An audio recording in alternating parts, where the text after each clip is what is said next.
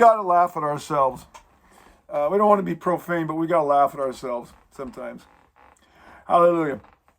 So I've been asked this question many times. I preached many sermons, made some videos over the years about guarding and keeping the sanctity of Shabbat. And one thing I do not do, I don't want to be a legalist, Torah terrorist kind of a person. Oh, they did this and they did that on Shabbat, and so now I'm going to judge them like a Pharisee. No, that's not what this is about. I lay out the principles. Let's put it this way, I don't. The scripture lays out the principles, and then how we implement those principles in our individual lives, that's between us and Yehovah. Okay? So there's very, very, very few principles that are laid out with regard to the do's and don'ts of Shabbat in the scriptures. Like a lot of things in the scriptures, the principles are given, the heart and the spirit is given, but it's up to us, based on our own level of understanding, based on our own faith, based on our own level of obedience, to implement those principles before Yehovah. Paul said in a place, I think it's in the book of Romans, whatever is not of faith is sin. Now that's a very interesting passage, and we could probably spend a long time talking about that. But my understanding is each of us has a conscience. I believe that that's connected to the spirit, the personal spirit that's inside of us, that's connected to the capital S spirit that Yehovah has given us. And that's kind of a little guiding light, if you will, inside of us. So if our conscience is nagging us, then chances are we're probably out of sync with Yehovah Elohim. Now, I understand the fact that conscience can be seared. The conscience can also be polluted, and it needs to be purified. Okay, these are all teachings we could go into. There's scriptures that talk about that. So the conscience can be defiled if it sits under enough of the power of the soul, the mind, the will, and emotions, and it can be contaminated. And the Bible talks about the spirits of just men made perfect. I think that's in maybe that's in, like, I don't know, 1st or 2nd Peter. So obviously that it can be defiled, but generally speaking, our conscience is kind of, you heard your mother say, let your conscience be your guide, or maybe it was your grandmother, I don't know. But anyway, when they were instructing their little children. So when it comes to Shabbat, there's very few principles that are laid out. First of all, the most important principle is rest. Rest. The word Shabbat is a Hebrew word, and it comes from the word to rest. And the word to rest is spelled Shin, Bet, and Tav. That's a verb, a 3-letter root word. Now, and it's a verb, to rest. The word Shabbat, as in 6 days you shall work, and the 7th day is the Shabbat. That word is spelled the same way. Shin, that's our letter SH, that's Hebrew letter for SH. Bet, which is the second letter, Aleph, Bet, Gimel, Dalet, He, Vav, the second letter in the Hebrew alphabet. And then the Tav, which is our T. That's the last letter in the Hebrew alphabet. But over the Bet, over the B, there's what's called a dagesh. It's a dot. Actually, I think it's underneath. It's underneath the letter. And that letter, that little dot, indicates that basically, even though in the Hebrew it is spelled Shin, Bet, Tav, it's actually, that means you emphasize the Bet. So instead of Shabbat, it's Shabbat. Or instead of Shabbat, it's Shabbat, and you enunciate the Bet. So basically, it's transliterated into English as a double B. Even though there's only one B or one Bet in Hebrew, it's a double B. That's why the word Sabbath is spelled Sabbath. It's been transliterated to account for that dagash, that little dot. If you look in a Torah scroll, it's under the bet. Now, Shabbat in Hebrew is spelled with a single B, but it's understood because the people that usually say Shabbat are Hebrew speakers, or they have some knowledge. So what that tells us is the main purpose and point of Shabbat is to rest. What does it mean to rest? It means to cease from work. It means to cease from, and what is work? Work are those things or those activities you normally do during the course of the week. So if you're you're a man or a woman, you go to a job or you go to work or whatever, that's your work. If you're a student, going to school is your work, so you don't go to school. If you are a farmer, you don't do those normal things that you'd be doing on your farm. Now, I grew up on a farm, and we still had to feed the animals. And if a cow needed to be milked, you still have to milk the cow. So there's certain things that are exceptions, but it's very minimal, and it's not the usual stuff you're doing. Also, another definition is you're ceasing creative type work, where you're creating something. And the Jews have the Jews have whole teachings of that, but that goes back to where Yehovah Elohim rested from his creative work. He was actually creating something out of nothing. How you apply that in your life and what you do and you don't do, that's something you've got to work out. I'm not going to tell you what activities one should or should not do. That's something you got to apply those principles. I was raised in a Sabbatarian church, and we were told what we could or couldn't do. It became very legalistic and very draconian.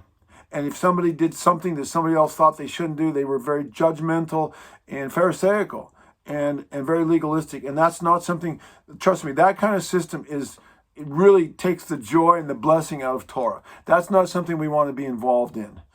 Trust me, that squeezes the life, the joy, the happiness out of Torah. Now, so resting from your work, and in the 20th chapter of Exodus, it says your servile work, or the work that you're doing when you're serving other people. Because every job we do, I don't care if you're a doctor or a lawyer or you're a plumber or a tree trimmer or a dog groomer or whatever, you're serving other people, and you get paid for it. And so that's the work that you normally do during the week. You're not doing that work. And you're also not doing hard physical labor and that kind of thing. So you're not doing, if you're a housewife, you're not doing, or a house husband, whatever the case, now there's house husbands, you're not doing the normal work that you'd normally be doing. Washing the clothes, cleaning your house. Now there may be some minimal things that you do, whatever. And some people let the dirty dishes pile up in the sink on Shabbat, and they don't want to do that until Friday night or till Saturday night or Sunday morning. That's their choice. Some people say, I'm not gonna leave these dishes piled up. I'm one of those kind of people. I don't like to have dirty things laying around, so I'll throw rinse them and throw them in the dishwasher. If you get too many dirty dishes in the sink, then you can't even use your sink. So anyway, that's something that each person has to figure out for themselves. So we're not doing our normal work. And that means also we're not buying and selling. That's not a specific command in the Torah, but that is something you find in the book of Nehemiah or Nehemiah. When the people were coming into the gates of Jerusalem, they shut the gates on Shabbat, but then there were people who were leaving the gates open, and people were coming in and buying and selling, and you can go read about that. And Nehemiah put his foot down. He says, no, because when you buy and sell, you are having people work for you, basically. So I don't go out to restaurants on Shabbat unless I happen to be traveling and there was no way I could get food. I couldn't bring food with me, which is very rare. Usually we have a little food with us or something. And if that's the case, then sometimes you don't have a choice in the matter. You got to eat. Shabbat's not a day to fast. It's a feast day, not a fast day. So, But it's very rare that we would ever do that. And sometimes there's emergencies. You don't have any food in the house. You may have to, you got company coming over, and for whatever reason, you didn't have a time to prepare. Very rare. But normally Friday is a preparation day, so you're given this day to prepare. I try to get off from my work a few hours early, midday or so, let my guys off so we have time to go get ready to prepare. I like to mow my grass and get my yard looking nice, maybe get some food going, and maybe do some cleaning in the house, help my wife, and I try to do that. It doesn't always work, but I that's my goal, unless we get caught up in our work, and sometimes we don't judge things carefully. But you go to Israel, they shut down 12 o'clock to 2 o'clock. All the stores are shut so people can come home and begin to prepare for Shabbat. And I think that's a wonderful thing. The buses stop, everything stops. The other thing too from Isaiah 56, or is it 50? It's 56, talks about doing your pleasure on Shabbat. And that's a scripture that some people will use. And the Isaiah 56 is primarily speaking about Yom Kippur, the Day of Atonement. But there are principles that we can, it's a Shabbat as well. There's principles that we can apply. I think or is it 57? 56? No, it's not. I believe it's at the end of 58. 58, you're right. Thank you. You're right. It's 58. There it is. Yeah. So it talks about doing your, thank you, Wolfgang. Yeah, you're right. So doing your pleasure. Well, what is your pleasure? This was a tough one when I was a kid growing up, because basically we couldn't do anything on Shabbat. We basically went to church, and we basically sat there as kids and didn't do anything. And you can't expect kids to read their Bibles all day long and pray all day. I mean, most adults can't even do that. So, like for example, when we would go camping, or even around our house, we'd let our kids toss the football back and forth, but they didn't play a football game. Okay. Now some people may disagree with that, but that's what we did. We would, maybe let them throw the basketball and shoot hoops, but we wouldn't let them play a basketball game. They step it way down. They got to burn off some energy. We let them run around, do a little bit, but we wouldn't let them go crazy. It was just like, step it down, have some light activities, and in a sense, they're doing their pleasure on the Sabbath. But if you just make your kids sit there all day long, they're going to hate the Sabbath, and when they get older, they're going to depart from it. So there's a balance in there. But doing your pleasure on the Sabbath, that's a tough one. What is your pleasure? Well, it's my pleasure to read the Bible. It's my pleasure to be here, But I guarantee you, I'm not going to go climb a mountain. I'm not going to go skiing. I'm not going to go play a game of golf. I'm not going to go fishing unless I need to fish for food, because I don't have any other food. Okay, maybe I would. But these are things. I'm not going to go hunting. I'm not going to go, I might do a little hike in the woods, but I'm not going to, strap on a backpack and go for a hike, up in the mountains where I'm hiking miles. I'm going to step it way down. And if possible, I'm going to try to make Yehovah, bring him into it. I'm just giving you what I do. And I'm not going to be, watching a big secular movie and obviously, you've got to, each person has to draw their lines where they are comfortable with, and ask Yah, what do you want me to do? With these principles in mind. Okay? Can I say something? We're recording right now. Let's keep you mute it, and keep the questions for the end. Right now, I'm recording this for YouTube, so I'm not taking any comments. Please respect. And you didn't know that because you're new, but I'm actually recording this. So we'll have a discussion afterwards. I really want to hear what you have to say. So anyway, those are the basic principles. Prepare ahead of time. Cook and bake as much as you possibly can. It's not always possible. Do what you can. Do the best that you can. prepare. It's why you're given Fridays, preparation day. We see that in the Torah. Rest. Don't employ other people. When you have people, you go to a restaurant and you employ people to wait on you. That's your maidservant or your manservant. Let's just face it. That's what it is. Try to refrain from activities that are real strenuous. Tone it down. Basically, Shabbat is for us to connect to Yehovah Elohim and to connect with one another. That's why it's a Mikra Kodesh, it's a commanded assembly, and it's a divine appointment, a Moed, for us to meet with one another and to meet with Yehovah Elohim. It's a place to be spiritually renewed and spiritually regenerated.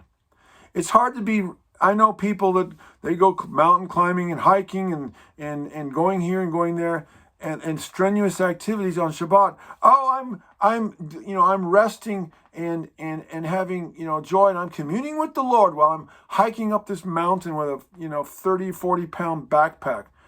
That's not rest. I've climbed plenty of mountains and I've done plenty of backpacking, as much as them, and maybe more so. It's not restful. It's maybe, enjoyable, but whenever I would go mountain climbing or backpacking, we would go into a place, we're talking up in the mountains. We're talking, 6, 7, 8, 9,000 foot elevation. We got big mountains around here. We would always rest on Shabbat. We wouldn't be hiking and backpacking. We would rest. We'd go to a beautiful place and we would sit and rest and enjoy the scenery and pray and meditate, maybe explore the area a little bit, take some little hikes. But we're not, it's not heavy, strenuous stuff as much as possible. And that's what we did. And some people maybe wouldn't even do that. But I want to enjoy Yah's creation, get out of the city, and sometimes we would do that. We take the kids to go camping or whatever. Now, with regard to the ox in the ditch, we have to be very, very careful that we do not bring the Christian mentality with regard to Torah that's been inculcated into the minds of a lot of you guys into Torah obedience. And I dealt with this again and again and again when we were pastoring a local congregation. An ox in a ditch is a life and death situation, folks. A life and a death situation. It was to preserve life, or to do something where if you didn't do it, it was going to have really, really bad consequences. Okay? It wasn't help your neighbor move on Shabbat, move their furniture.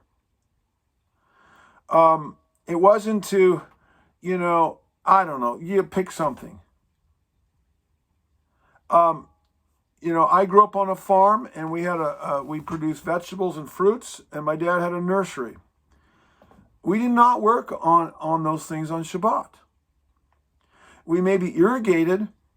We'd have the sprinklers set up because in the hot weather you got to irrigate, and my dad would set up sprinklers, and you could turn the faucets on and irrigate his nursery stock. But we didn't work. We did that for decades. I've had a tree service for 37 years. Last year in February was the first time that I had an ox in a ditch situation. I had already resolved a long time ago that I wasn't going to work on Shabbat, even if it was my customers. They can go find somebody else, and I'm going to trust Yah, that it'll all work out. Unless there's a tree on a house and somebody's trapped inside and they can't get out. A life and death. So we had our first ox in a ditch situation in 37 years. A year ago, Friday night, a year ago last February, Friday night, we had this horrific ice storm. We had an inch of ice on everything. That was at the lower levels. Higher levels, inch of ice, added 8 times more weight to a tree, and it was the worst ice storm in at least 150 or more years. And about 75% of my work is in a wealthy, upper middle class to wealthy retirement community, which is about 5 minutes from my house. And there were trees down and major limbs, and there's emergency vehicles going in there all the time, every day. taking people that are elderly to the hospital, emergencies, heart attacks, deaths, whatever. I work out there all the time. I've been out there for 27 years. And we had trees down over the roads, the fire trucks, the paramedics couldn't get in. So at 7:30 in the morning, I grabbed some chainsaws and my son, and we went out and we started clearing roads.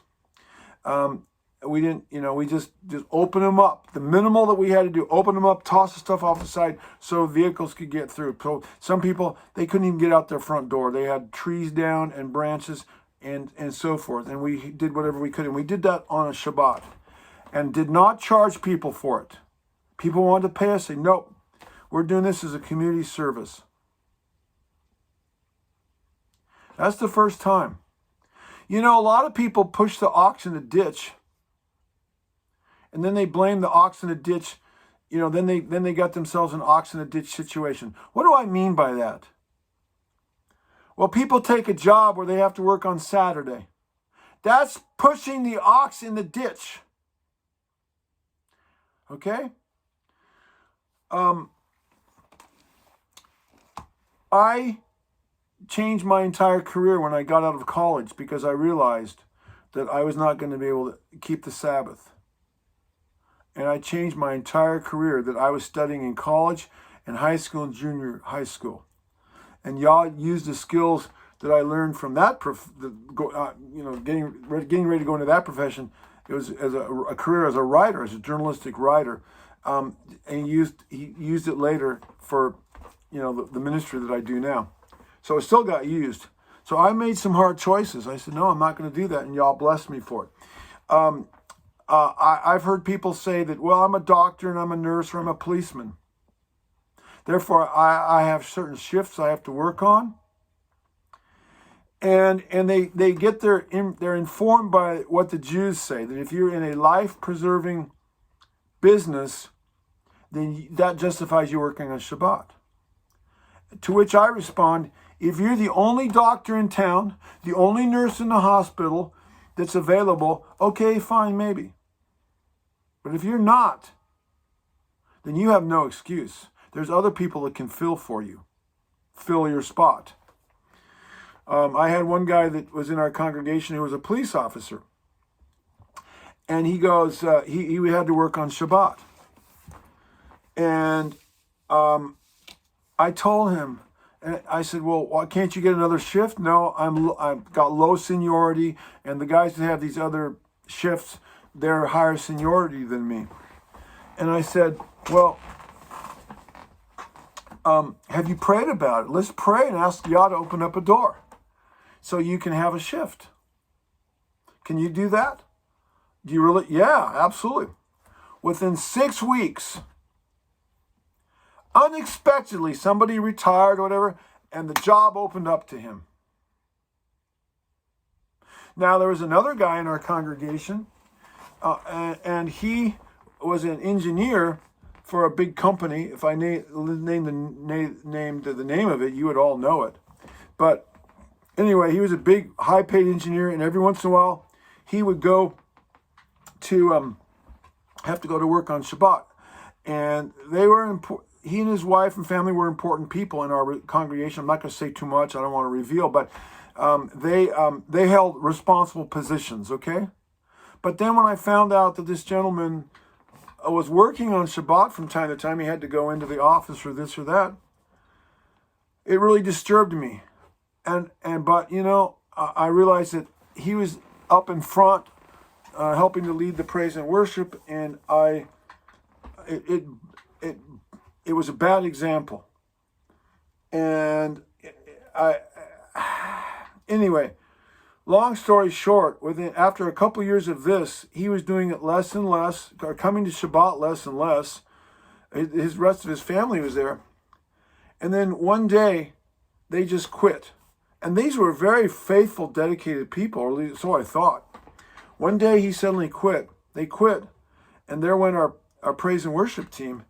Next thing you know, as an engineer for this Fortune 500 company, I don't know if they're Fortune, but anyway, they were up there. He wasn't making enough money. And they were making a lot of money. So they went and opened up a couple restaurants that were open on Shabbat, and that was the end of it. So money was his god. And that was the end of that. And as far as I know, those restaurants are still going. There was another situation. We had a guy in our congregation who was very faithful. Mike, he comes out of the same background as you and I do, church-wise. And he got a job, and he came into the knowledge of this stuff back in the, 60s or early 70s or somewhere back then. And he came to knowledge of the Shabbat, and he lost his job, and he threatened them with a lawsuit for discrimination. I don't remember how it worked out, but all I know is that he had the faith. He said no, and he immediately got another job. And I know another guy who some of you may know his ministry. He's back on the East Coast, and the name of his ministry has the word Torah in it. That's all I'm going to say. And he's a pastor of a congregation, and he works for another really big company. He's an engineer or something like that, and has a lot of people underneath him. And I found him, this is many years ago, I found him, I actually heard an audio of him, somebody sent it to me, of him saying that, well, if your job depends on it, you can work on Shabbat. Meanwhile, he's lifting up the Torah, and I called him on it. I said, brother, that's hypocrisy. I heard your words out of your own mouth. I heard the audio. That's hypocrisy. You're putting this out here as that you're this and that, but you're really not. He didn't like that too well. He didn't like anybody questioning him. But I, as one leader to another, as one elder and one Torah teacher to another, I got in his face. I was nice about it, but then he dug in, and so I hit him hard. You can't stand up there and say, oh, I'm this and that, and then you're teaching people, you're teaching people one thing and doing something else. That's hypocrisy, and that will cause people to become shipwrecked. That's one of the reasons we left the main Christian, mainstream Christian churches, because of they're not preaching the truth, or if they are, many of them are not living up to it.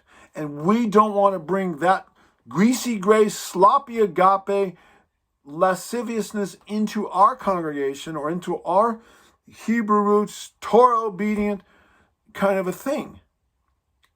And so when we say, oh, well, I got an ox in a ditch because of this and that, it's not because of the biblical protocols. It's just because we didn't have faith, or we didn't plan properly, or whatever. That we have all kinds of excuses. This is not acceptable, especially when we know better and we're teaching other people, or we're claiming to be this and claiming to be that. This is very serious business.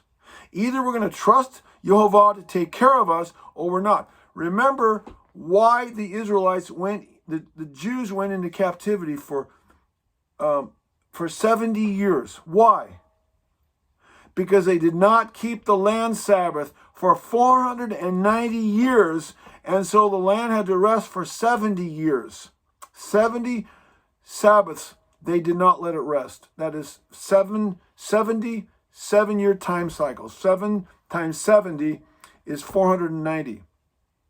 So for 490 years, and they were in captivity for 70 years in Babylon. Now I know that's the land Sabbath. That's not the weekly Sabbath. But Shabbat is very, very important. All the Shabbats.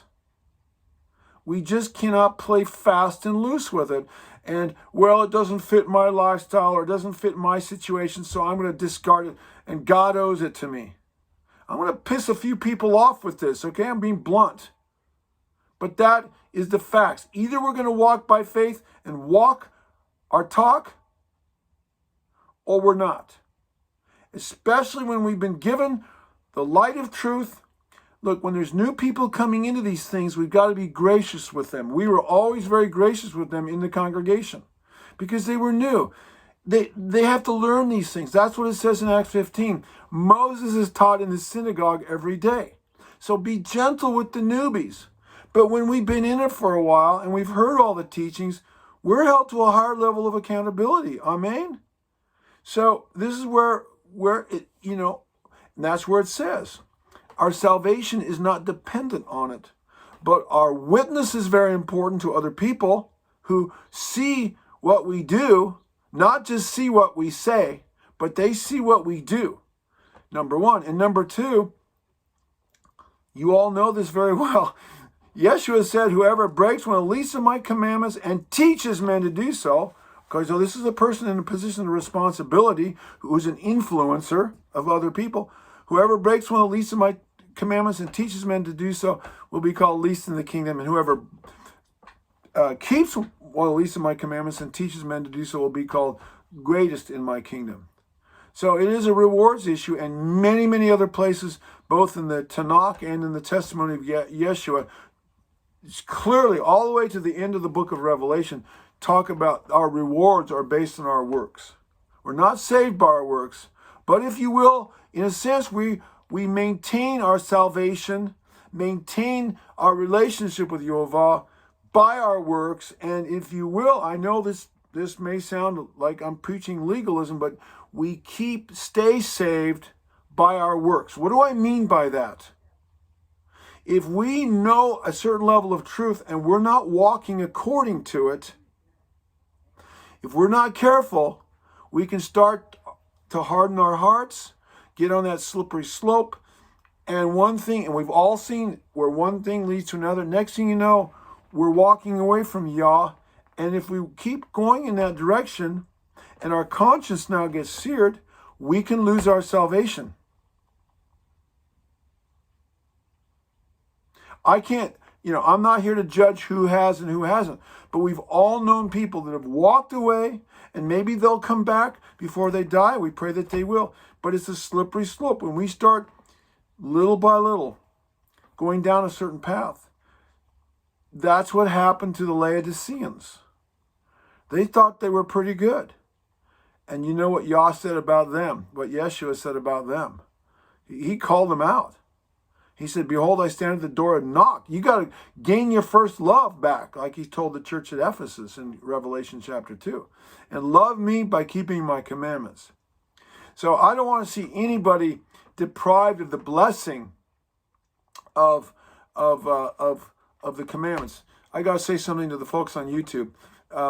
Again, I'm looking at two different monitors here. I'm not always looking in the camera like I am right now. I'm sometimes looking down at my computer monitor because we've got a group of people meeting on Zoom. So you'll see me looking up and down. It's not that I can't look you in the eye, although I don't see anybody in the eye there on my camera for YouTube. But that's what's going on here. I'm looking up and down.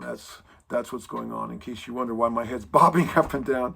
I'm looking more at the Zoom meeting, the monitor here in front of me, rather than looking at my own face in the camera, which I'd rather look at these people and look at my own face.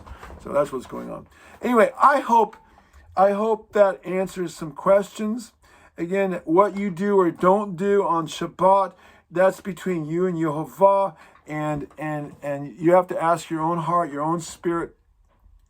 And if you flub up and you mess up, well, don't do it again. Go do the right thing and get your life in order so you don't have to, be doing what you were doing and get another job or whatever the case may be.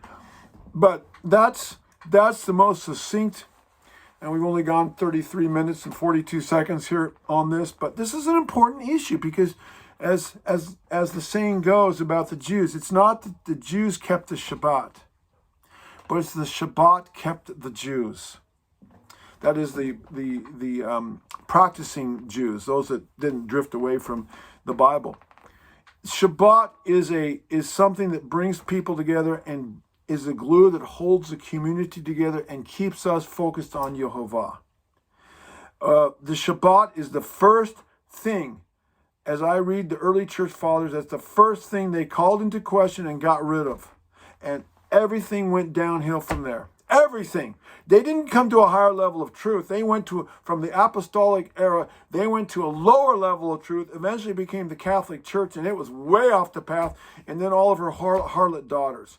Shabbat was an important thing to keep. In fact, if you go here in Genesis, here's another little point we want to cover. Exodus 20, it says,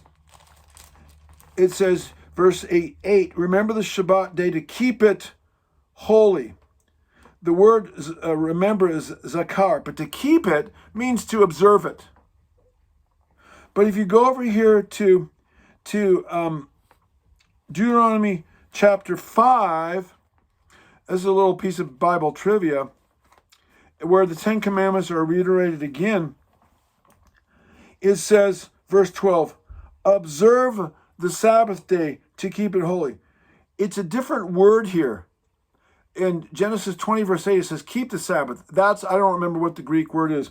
But here, not the Greek word, but the Hebrew word. But here, observe the Sabbath. The word observe is the word shamar. Shamar. It means to heed, to keep, to guard, to preserve, and to protect. So Moses used a different word there. Actually, Yah used a different word, and Moses just, said it. But it means to protect the sanctity of the day. It's so hard to do that when you've got all of these outside influences demanding your attention for this and demanding your attention for that. Demanding that you go here and go there and do this and do that. It takes a lot of work to structure your life in a certain way so that you are protected from these things. Recently on my iPhone, I got another phone line that comes in to my iPhone. I used to have just one phone line. Now I've got two phone lines. If any of you guys want to get a hold of me on Shabbat and you call my business line, you're not going to get through because I shut that thing off. I don't want to be getting calls. I don't want to be getting texts. And then Sunday morning or sometime during Sunday, I turn it back on and these calls come in and these texts from my clients. I have a special phone number for my family and friends and non-business folks. They can come in on Shabbat, but the other ones I don't want that coming in. I don't take phone calls. I don't look at emails on Shabbat. I shut my business down. So anyway, that's my life, and I want to experience the full shalom of Shabbat, and I can't if I'm out, doing these other things.